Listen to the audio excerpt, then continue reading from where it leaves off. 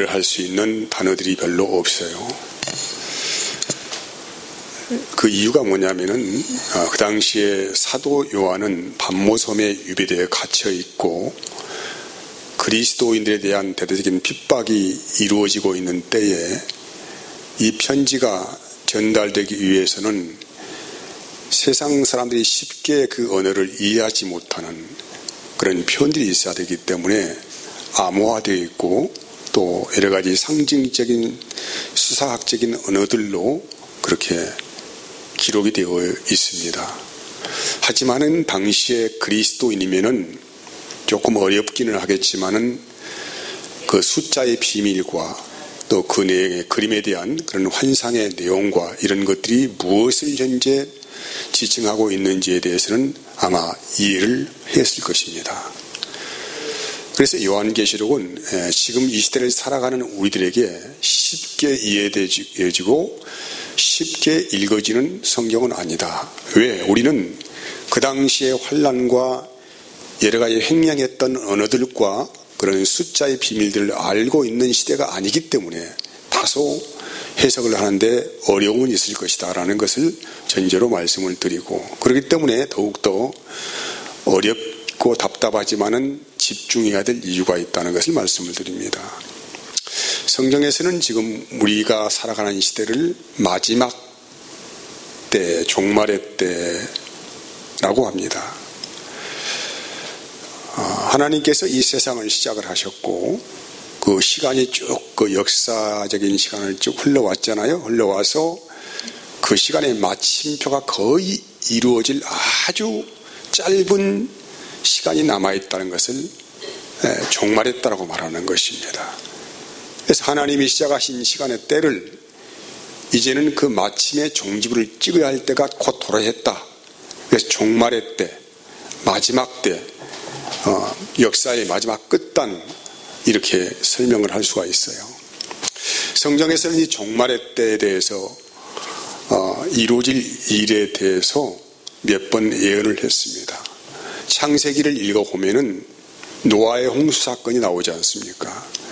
그때 하나님의 사람들이 하나님의 영을 떠나 살았다는 것에 대해 하나님께서는 깊이 후회하시고 이제는 세상을 심판을 하시기로 마음에 결정을 하셨지 않습니까?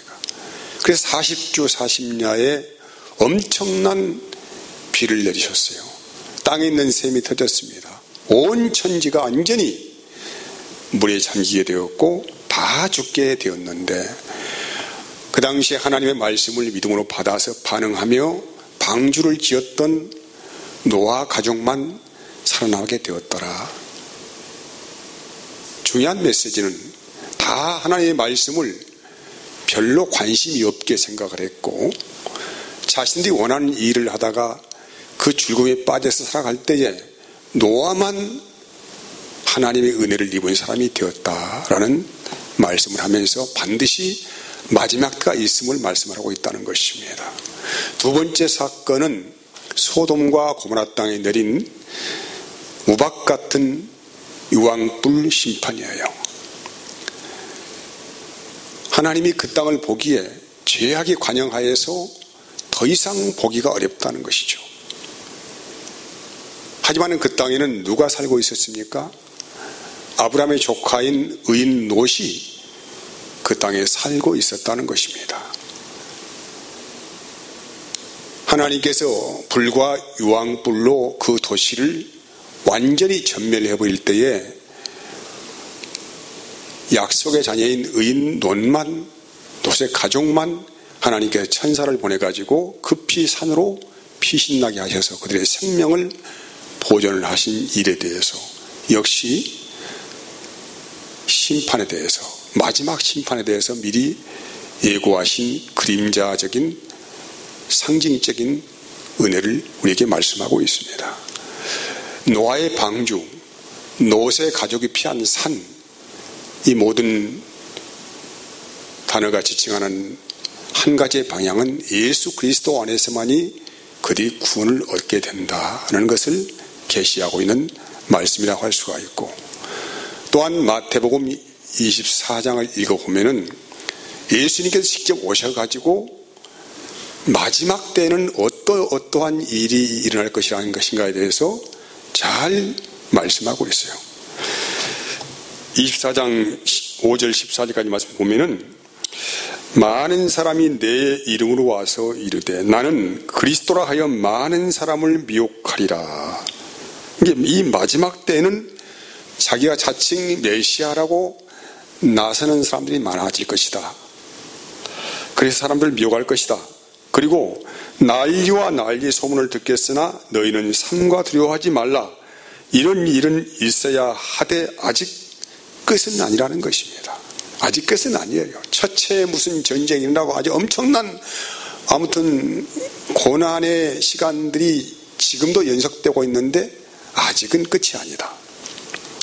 민족이 민족을 나라가 나라를 대적하여 일어나겠고 곳곳에 기근과 지진이 있으리니 이 모든 것은 이제 재난의 시작에 불과하다. 기근과 전쟁과 곳곳에 전쟁과 재앙들이 있다.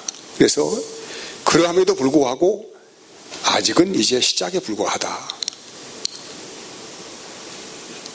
그때 사람들이 너희를 환난에 넘겨주겠으며 너희를 죽이리니 너희가 내 이름 때문에 모든 민족의 미움을 받으리라. 그때 많은 사람이 실족을 하게 된다는 것입니다. 많은 사람들이 과연 하나님이 계시냐 이 말이죠. 이렇게 엄청난 인류의 고난이 시작되고 많은 사람이 굶주림에 죽어가고 전쟁이 막 처체 일어나고 재앙의 바람이 불어오는데도 불구하고 하나님은 살아계시냐 이 말이에요. 그리고 그때 많은 사람이 실족하게 되어 서로 잡아주고 서로 미워하겠으며 거짓 선지자가 많이 일어나 많은 사람을 미혹하겠으며. 거짓 선지자들이 특별히 어디에서 활동합니까? 교회에서 활동을 합니다. 교회에서. 지금 이 시대로 말한다면 목사라는 타이틀을 가지고 활동을 해요. 그리고 불법이 성함으로 많은 사람이 사랑이 식어집니다. 그러나 끝까지 견디는 자는 구원을 얻으리라. 이 천국 복음이 모든 민족에게 증언되기 위하여 온 세상에 전파되리니 그제야 끝이 오겠다 이 말이죠. 천국 복음. 이 천국 복음이 모든 민족에게 전파되어야만이 된다. 이제 그때가 바로 끝이 오는 이제 어떤 기미가 보인다 이 말이죠. 요약하자면은 이미 2000년 전에 이 땅에 예수님께서 오셔서 너희가 이 환난과 재앙을 만날 때에 반드시 피할 것은 예수 그리스도 이름이다 라고 먼저 천국 복음을 선포를 하시고 그때부터 이 종말의 때가 시작이 된 것입니다. 지금 그래서 이 진행 과정에 현재 있다는 거예요. 우리가 지금 어느 시점까지 왔는지는 지금 알 수가 없지만은 지금 이 급박하게 인간의 역사는 종말을 향하여서 엄청난 가속도와 붙어가지고 현재 끝을 향하여 종횡무진 질주하고 있다라고 하는 것입니다. 그래서 심판의 기준이 무엇입니까? 심판의 기준은 독생자의 이름을 믿지 아니하는 것이다. 요한복음 3장 18절 저를 믿는 자는 심판을 받지 아니하는 것이요 믿지 아니하는 자는 하나님의 독생자의 이름을 믿지 아니함으로 벌써 심판을 받았다 이 말이죠. 끝에야 심판이 되는 것이 아니고 지금 현재 그 사람이 예수님을 마음에 영접을 했느냐 영접하지 않았느냐가 뭐라고요? 심판의 기준이다. 이런 말씀을 하는 것입니다. 사도행전 1장 1절에서 8절까지 보면은 예수님께서 부활 후에 제자들을 만나시잖아요. 제자들을 만나가지고 40일 동안 부활의 몸을 이끌고 무려 500의 형제를 만났어요. 그리고 부활의 몸을 직접 보여주시고 뭘 하셨습니까? 하나님의 나라의 일들에 대해서 말씀을 하셨다. 그리고 그 하나님의 나라의 일들을 이루기 위해서는 반드시 성령이 오셔야 한다, 이 말씀을 하시는데 이 말귀를 못 알아듣는 제자들 몇 명이서 주여 이제 드디어 그때가 왔습니까? 라고 물어봐요. 그때가 이들이 그때라고 말하는 것은 무엇입니까? 우리가 바라고 염원하는 세상에 드디어 오게 되었습니까? 이런 질문이에요. 그리고 우리 민족이 이방인들의 압제에서 드디어 해방될 날이 이제 머지 않았습니까? 이런 의도로 예수님께 물어봤다는 거예요. 요즘 시대 언어로 바꾼다면은 이제 우리는 이 대한민국에 살고 있잖아요. 우리의 관심사가 뭡니까? 우리 대한민국이, 우리나라가 민주주의가 완전해지는 그런 좋은 나라가 비로소 도래할 것인가, 이런 이야기죠. 나라가 잘 되고 정치적인 모든 시스템들이 정상으로 다 잘 돌아가고 모든 불합리한 것들이 없어지고 등등 극히 정상적이고 올바른 시대 정신과 가치의식을 가진 질문이라고 할 수가 있습니다. 하지만 우리는 지금도 우리가 속해 있는 이 나라의 경제와 수많은 삶의 문제 등등을 가지고 주님께 지금도 주문하고 있어요. 이 나라가 좀 잘 되겠습니까?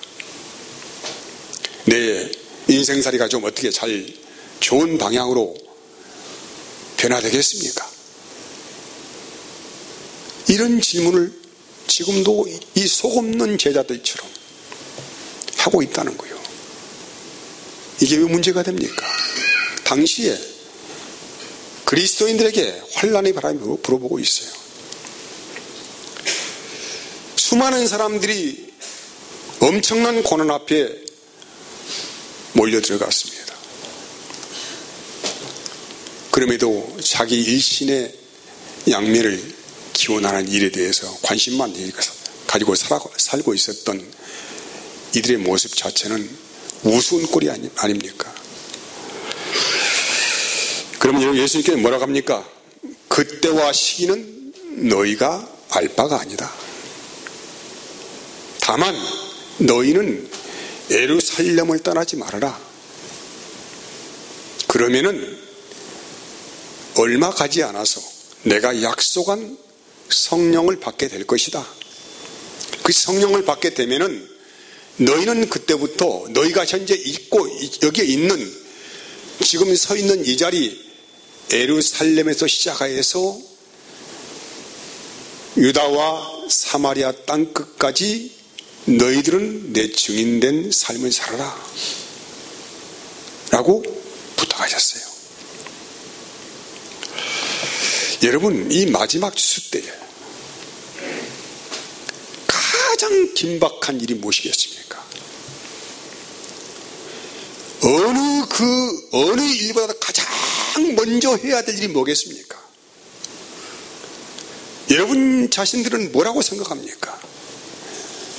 지금 마지막 그 정점을 향하여서 엄청난 가속도가 붙어서 지금 달려가고 있어요. 곧 세상은 막을 내릴 것입니다. 내리는데 지금 이 시대에 살고 있는 그리스도인들이 가장 시급하게 해야 될 일, 가장 중요한 일, 그 일이 뭐라고 생각하십니까? 재산 물리는 일입니까? 승진하는 일입니까? 뭐 어떤 일입니까 도대체?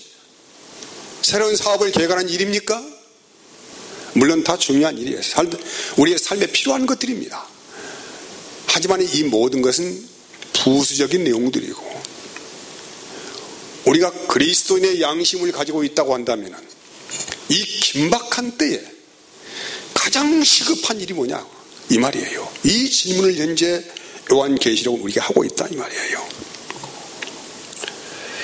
성령 받은 그날, 정말 예수님께서 약속하신 그때에 제자들은 급박하게 불의 해같이 임하는 성령을 받았습니다. 그리고 그때부터 제자들의 가슴에는 성령의 불이 타오르기 시작했어요. 사방대를 돌아다니면서 만나는 사람마다 천국 복음을 증언했다는 거예요. 그런데 여러분, 천국 복음을 증거할 그때부터 그 당시 그리스도인들은 엄청난 감당할 수 없는 그런 고난이 함께 찾아왔습니다. 현재 그들이 살고 있는 지역에서 모든 사람들에게 외면을 당했습니다. 조롱거리가 되었고 비웃음거리가 되었고 더러는 끌려가고 더러는 죽임당하고 이런 일들이 하루아침부터 시작되는 거예요. 그렇게 살지 않아도 돼요. 되는데 가슴에 성령의 불을 받은 사람들은 그렇게 살지 않고는 못 배기는 심령이 되기 때문에 그렇게 안 살아도 돼요. 근데 그렇게 살지 않으면 못 견디는 심령이 되기 때문에 그들은 그런 환난에 직면하면서도 끝까지 주님을 증거한 일에 온몸을 불살랐다. 하지만은 그런 사람들만 있었던 것은 아니고 또 많은 그리스도인들이 이 환난의 바람에 직면하여서 주님을 부인하고 떠나가는 일들이 아주 많았다는 것입니다. 떠나가는 사람도 있고 더 깊이 주의 일을 감당하는 사람도 있고 뭐 세상은 그렇게 두 갈래로 갈라지게 되는 것이죠. 왜 이들이 떠나갔습니까? 이유가 뭘까요? 이토록 어려운 고난에 직면한 그리스도인들을 왜 하나님은 모른다고 하실까요 말이에요. 왜 하나님은 눈 감고 계시는가? 우리가 당하고 있는 이 현실을 주님께서는 왜 외면하시는가? 이런 여러 가지의 고민 끝에 안 되겠다. 일단 숨고 보자. 피하고 보자. 이런 마음에 결정을 하고 주님을 부인하고 자기의 길을 걸어갔다 이 말이죠. 그래서 이 절박한 위기에 있는 그 당시의 성도들의 삶 안에서 하나님은 사도 요한에게 하나님의 영적 실상의 세계를 성령의 감동을 시켜 보게 하셨어요. 하늘문이 열린 것입니다. 사도 요한이 성령에 감동되어서 하늘의 문에 열린 것을 보니 거기에는 누가 계셨습니까? 주님의 모습이 보였다는 것이죠. 사도 요한이 본 주님은 가만히 앉아있는 것이 아니고 아주 부지런하게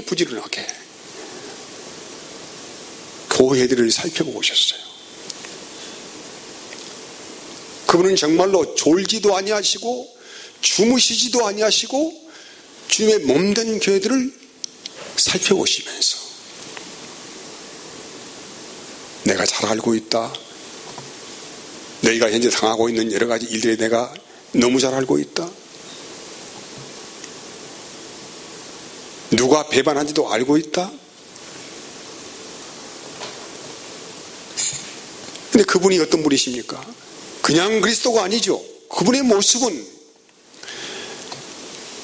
그분께서 세상에 살아가실 때에 그분 자신도 환난의 바람에 휩싸여서 외면당하고 조롱거리가 되었고 끌려가서 매를 맞으시고 또 마지막에는 아주 악랄한 십자가형을 받으신 분이었다. 그리고 그분은 죽으심에서 다시 부활의 생명으로 살아나셨다. 바로 이분이 세상을 이기신 분이다. 바로 이분이 현재 주님의 몸된 교회를 돌보고 계시다. 이 환상을 보고 얼마나 요한의 가슴이 울렸겠습니까? 환난은 우리만 당한 것이 아니고 벌써 예수님께서 우리의 앞서 먼저 이 환난의 바람에 휩싸여서 세상에서 조롱당하고 외면당하고 매맞고 끌려가고 고문당하고 십자가에서 철철철 피를 흘리면서 죽으신 그분이시구나. 나는 것에 대해서 요한이 성령의 감동 안에서 보게 되었습니다. 그래서 5장 1절은 이렇게 표현하고 있어요. 보좌에 앉으신 분이 있어요.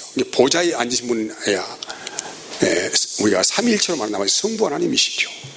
그분께서 오른손에 두루마리를 가지고 계셨는데 7 봉인된 두루마리예요. 지금 우리가 이 책이라는 게 책에다가 그냥 뭐 글 쓰고 뭐 노트다 글 쓰는데 그 당시에는 이런 종이가 없지 않아요. 종이가 없어. 파피루스나 양피지를 가지고 두루마리를 만들어서 거기에다 글을 기록하는 거예요. 그러니까 두루마리에게 이런 종이가 아니고 그 두루마리 책에 그 누구도 쉽게 띄워보지 못하도록 7 봉인 인을 쳤다 이 말이죠. 과거에 우리 저도 기억나지만은 옛날에 편지 쓸 때는 항상 뭐 합니까? 딱 마지막 단을 딱 접고 거기다가 가입표 딱 하잖아요. 아무나 열어보지 못하게 하잖아요. 바로 그런 것이 할 수가 있어요. 그러니까 7 봉인을 친 두루마리 책이 보였어요. 그리고 이제 2절 4절 보면은 보좌에 계신 이의 오른손에 7 봉인된 두루마리가 들렸는데 힘 있는 천사가 큰 음성으로 외칩니다. 누가 책을 펴며 그 인을 떼기에 합당하냐 하고 소리치는 거예요. 하나님의 오른손에 7 봉인된 두루마리 책이 있는데 누가 과연 이 두루마리를 펴거나 볼 수 있게 인을 뗄 수가 있겠느냐 이 말이죠. 누가 합당한 자가 있느냐 이렇게 소리치니까 요한이 그 광경을 보고 그냥 엉엉 우는 거예요. 거기에는 하나님의 기밀 문서죠. 과거에 일어났던 일, 현재 일어나고 있는 일들, 또 앞으로 일어날 일들에 대한 비밀이 적혀 있는데 아무도 그 두루마리를 뗄 자가 없다는 거예요. 그래서 사도 요한이 너무 답답해서 이 하나님의 일이 완성이 돼야 되는데 누군가는 그 인을 떼야 되는데 너무너무 답답해가지고 거기서 엉엉 울면서 어찌할 바를 모르는데 어디에선가 한 음성이 들려요. 장로 한 사람이 사도 요한을 톡톡톡 치면서 걱정하지 마라. 유다 지파의 다윗의 뿌리가 이겼으니 바로 그분이 7 봉인된 두루마리를 뗄 것이다.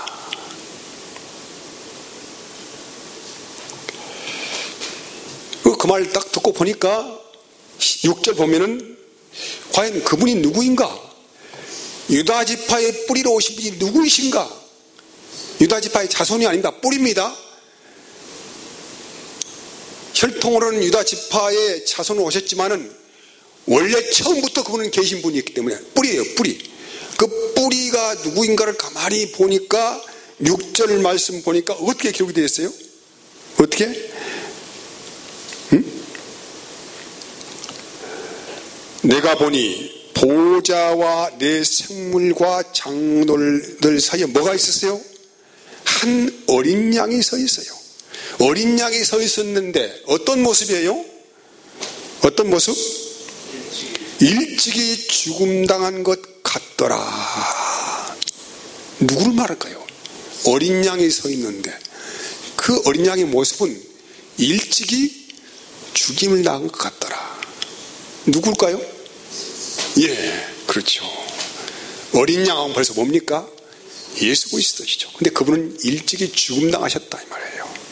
그 모습을 보니 예수의 모습이다 이 말이죠.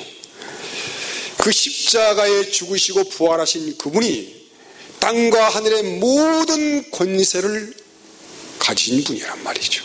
그래서 7 뿔을 가졌어요. 7 영을 가졌습니다.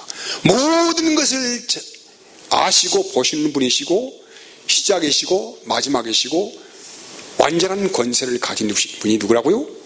예수 그리스도다. 이것을 분명하게 봤다 이 말이죠. 여러분, 이 종말, 우리가 이 종말을 알기 위해서는 반드시 이 봉함된 인이 떼어져서 그것이 펼쳐져 보여져야만 이제 우리 성도들이 앞으로 이 세상을, 또 지금 현재 우리가 살아가고 있는 세상을 볼 수 있는 영적인 눈이 열리게 되는 것이죠.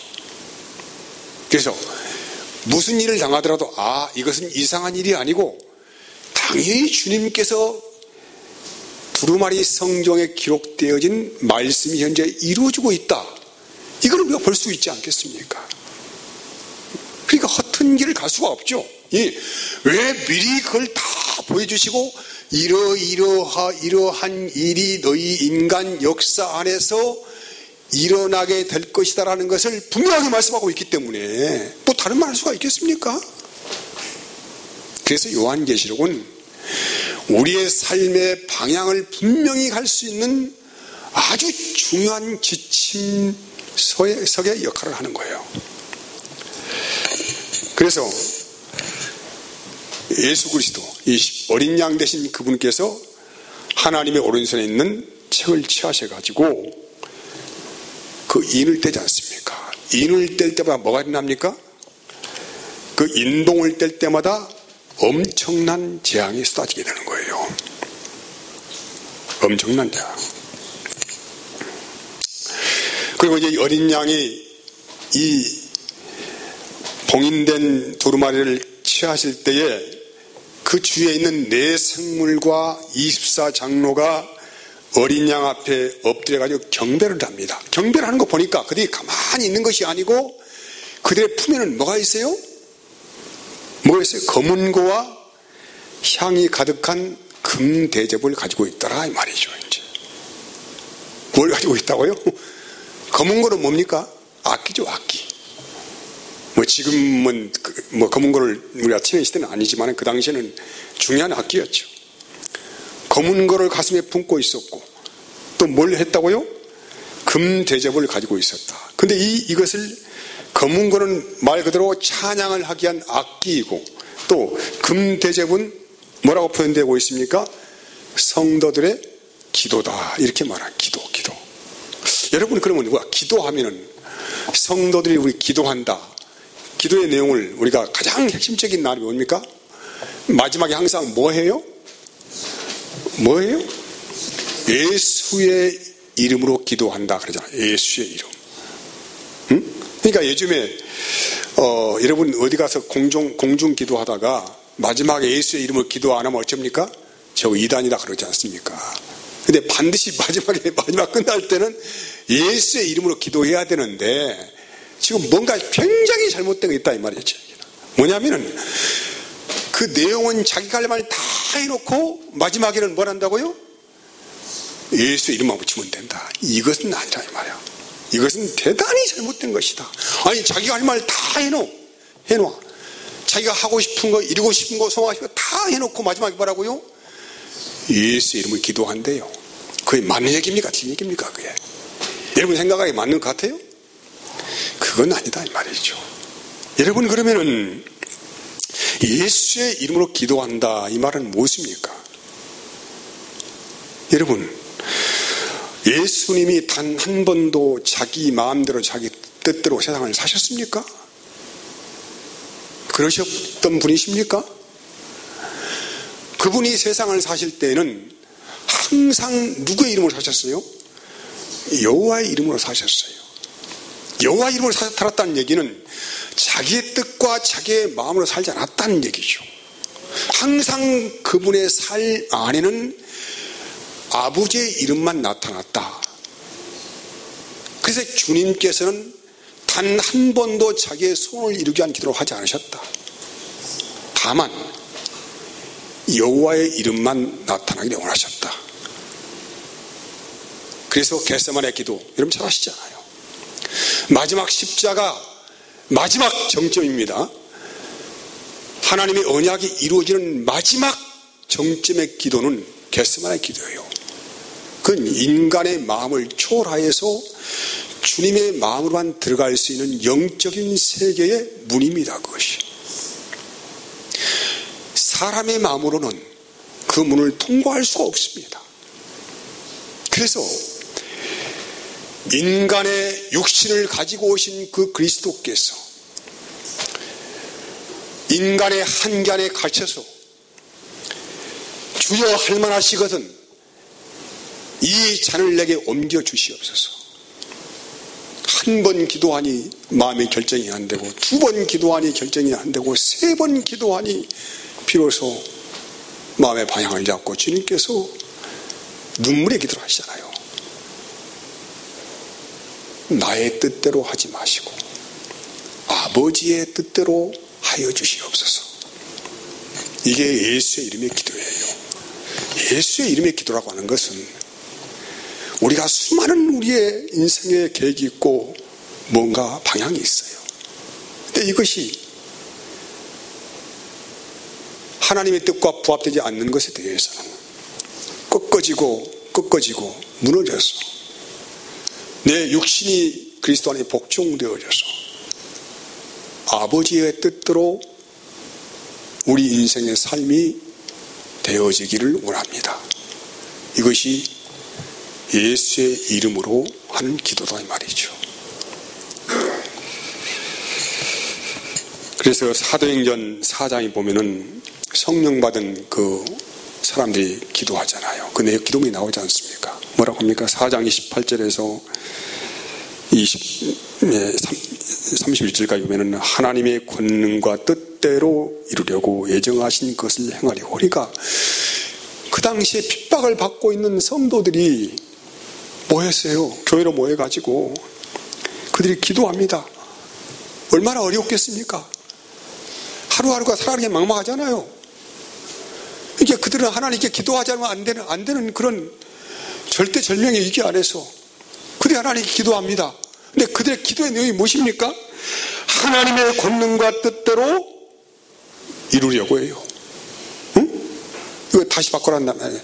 내 뜻과 내 뜻이 이루어진 기도가 아니고 하나님의 권능과 뜻대로 이루려고 예정하신 그것을 우리가 하려고 행하려고 우리가 이 성에 모였습니다.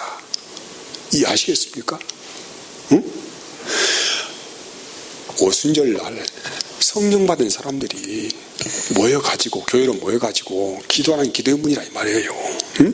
하나님의 권능과 뜻대로 이루려고 예정하신 것을 행하려고 우리가 이 성에 모였어요. 29절은 주여 이제도 그들의 위협함을 구워보시옵고 또 종들로 하여금 어렵고 힘들지만은 고통스럽지만은 어떤다고 담대히 하나님의 말씀을 전하게 하여 주시옵소서. 이 기도문의 내용을 이해하시겠습니까? 성령 받은 사람들이, 가슴에 불을 받은 사람들이 기도하시는 기도의 내용이 손을 내밀어 병을 낫게 하시고 표적과 기사가 거룩한 종 예수의 이름으로 이루어지게 하옵소서 하더라. 빌기를 다음에 모인 곳이 진동하더니 우리가 다 성령이 충만하여, 성령이 충만하니까 어떻게 됩니까? 더 용기 백배해서 담대히 뭐 했습니까? 뭐 했어요? 담대히 뭐 했어요? 응? 성령이 충만해지니까 뭐 했어요? 이제 그 기도의 응답 안에서 더 성령이 충만해지니까 지금 막 사방에서 옥죄 오고 있는 그 두려움들 있지 않습니까? 죽음의 위협, 고문의 위협, 왕따의 위협, 이런 지금 정말 돌아오면 곧 어떻게 될 것 같은 이 두려움이 있었는데 기도하게 되는 응답이 이루어지니까 다시 새 힘이 생기더라. 새 용기가 생기더라. 그래서 담대히 성령이 충만하게 뭐라 했다고요? 담대히 하나님의 말씀을 전했다 이 말이에요. 이게 성령 충만입니다. 이게 성령 충만이라고요. 이게 바로 예수의 이름으로 기도하는 겟세마네 기도란 말이죠. 여러분 애굽의 고난에서 언약 백성들이 기도할 때마다 뭐 했습니까? 하나님께서 애굽에 재앙을 내십니다. 한 번, 두 번, 세 번, 네 번 지속적으로 이 재앙이 내려지는 거. 10번째 마지막은 애굽의 장자를 다 죽이는 재앙으로 그렇게 응답을 하시잖아요. 그래서 그 응답을 받고 그들은 이 가슴에 뭘 뿌렸습니까? 예수의 피를 묻히고 거기에서 빠져나왔다 이 말이에요. 예수의 피를 묻히고. 바로 요한계시록의 7 재앙, 7인, 7 나팔, 7 대접 재앙은 애굽에 내린 재앙입니다. 그들이 피할 곳은 단 하나입니다. 예수의 피, 이 피를 가슴에 묻히고 세상에서 빠져나오는 은혜를 입게 되는 상징적인 언어들과 수사하게 조합들이 이루어진 말씀이라고 할 수가 있습니다. 시간이 많이 갔기 때문에 여기서 끝내겠습니다. 기도하겠습니다. 하나님 은혜의